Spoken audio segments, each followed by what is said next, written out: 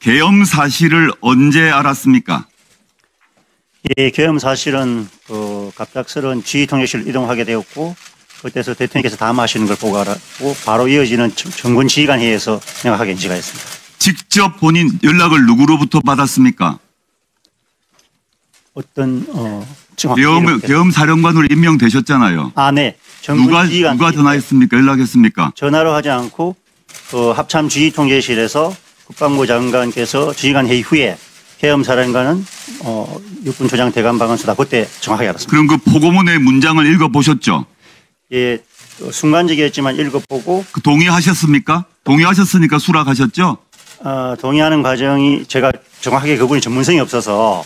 아니, 한글 모르시지 않잖아요. 근데 미국의 육군 참모총장이 포고문 내용을 못 읽으시고 그 내용을 독해가 안 됩니까?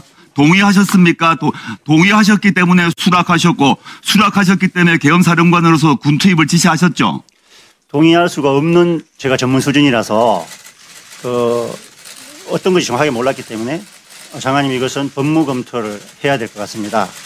라고 말씀드렸고. 그렇게 의견을 제시하셨어요, 장관에게? 예, 네네. 이거 나중에 수사를 받을 때 똑같이 기록이 남습니다. 네네. 그에 대해서 장관은 뭐라고 답했습니까? 이미 검토가 완료된 상황이라고 하셨고 그래서 그럼에도 불구하고 거기 있는 제가 별로 인원이 없었습니다. 갑자기 왔기 때문에 뭐 계엄 상황실 구성된 것도 아니고 그래서 언론 지시하신 장소의 공간에 아무 전화기도 없고 하는 곳에서 국회에 군부대 투입할 때 군부대 투입의 명령을 하셨죠? 군부대 명령하지 않았습니다. 그럼 누가 명령을 해서 누구의 명령으로 헬기가 들어왔습니까? 계엄 사령관이 지시를 안 했는데 어떻게 부대가 왔습니까? 그걸 제가 정확하게 모르겠습니다. 모릅니까? 네네. 매우 중요합니다. 네네. 그럼 누가 군부대 투입을 무장 군부대 투입을 국회에 지시했는지 지금 육군 참모총장 모른다 하셨습니다. 네네. 국방부 차관님 아셨습니까? 누가 지시했습니까? 차관님 지시하셨습니까? 뭐 차관은 지시할 위치가 아니고 그 병력에 대한 투입 지시는 장관께서 하셨습니다. 장관께 하셨고요. 네. 계엄군 누구로부터 지시를 받았습니까? 계엄사령부로부터 요청을 계엄사령부 누굽니까? 계엄사령관입니다. 계엄사령관이 직접 저한테 전화했습니다. 계엄사령관이 직접 전화로 해서 예. 경찰청장이 지시를 한 겁니까? 예. 좋습니다. 그러면 그 지시를 내릴 때 포고령 어디에 국회의원들의 정상적인 의정활동, 특히 비상계엄을 해제하려고 투표에 참여하는 것을 막으라는 조항이 있었습니까? 구체적인 내용은 없었고 그 포고령 1호에 모든 정치 활동을 금지한다. 자, 이 그럼 내용, 제가 다시 물어볼게요. 예. 의원들이 비상계엄을 해제하는 게 통상의 정치 활동입니까? 답하세요. 포고령 1호에 나오는 통상의 정치 활동이냐고. 국회의원이 비상계엄을 해제하기 위해서 국회로 들어가는 것이 통상의 정치 활동 포고령 1호에 해당되냐고요. 그것은 해당이 안 되죠. 그것은 나중에 사법적으로 분명 사법적이 아니라 본인의 생각을 묻는 겁니다. 저는 일단 국회가 기본적인 정치의 장이지 않습니까? 정치의 장이 아니라 국회의원이 헌법에 명시되고 법률에 명시된 비상계엄을 해제하기 위한 결의안에 투표하러 국회에 출석하는 겁니다. 그걸 막으셨어요. 그게 포고령 1호에 해당되는지를 물었습니다. 저는 된다고 판단을 했던 겁니다. 그럼 그에 대한 법적인 책임을 지셔야 됩니다. 내란죄에 예. 동조한 것이고 만약에 내란죄에 함께 참가한 겁니다. 계엄 사령관으로부터 몇 시에 전화를 받으셨습니까? 제 기억으로는 11시 한 반쯤 좀 전인 것 같은데 그때 전화가 와서 국회를 통지를 해줬으면 좋겠다. 그래서 제가 지금 법률적인 근거가 없다 이렇게 이야기를 하고 일단은 거부를 하니까 포고령이 발령이 됐다는 이야기를 해서 그럼 제가 포고령을 못 받는데 보고 적절한 조치를 하겠다 이렇게 이야기를 했던 겁니다. 그래서 포고령을 뒤에 언론을 통해서 나온 포고령을 보고 제가 서울청장에게 지시를 했던 겁니다. 다시 확인하겠습니다. 계엄 사령관 누구입니까, 이름? 박한수 대장으로 알고 있습니다. 박한수 대장으로부터 직접 전화를 받으셨습니까? 그렇습니다. 제가 직접 통화했습니다. 그것이 11시 반 이 상황입니까? 한 반경입니다. 네, 정확한 시간은 제가 모르는데 하여튼 11시 반 좀 안 되는 시간으로 기억합니다.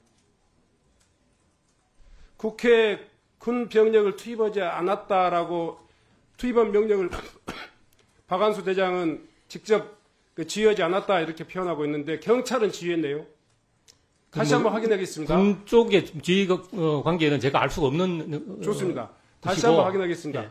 지금 청장께서 직접 받은 박안수 계엄사령부의 전화가 박안수 청장 당사자에게 박안수 육군참모총장에게 직접 받으셨습니까? 그렇습니다. 예. 내용을 기억하는 대로만 말씀해 주세요. 제가 방금 말씀드린 그대로입니다. 네. 국회를 통제해달라. 통제를 해달라. 그래서 제가 법적인 근거가 없다. 자, 다시 말씀드리겠습니다. 지금 국회 통제를 그렇게 두리뭉실하게 이야기하지 마시고요. 아니 근데 그 워딩을 제가 내가 정확하게 기억을 못 그렇게 가만히 하겠는데 계세요.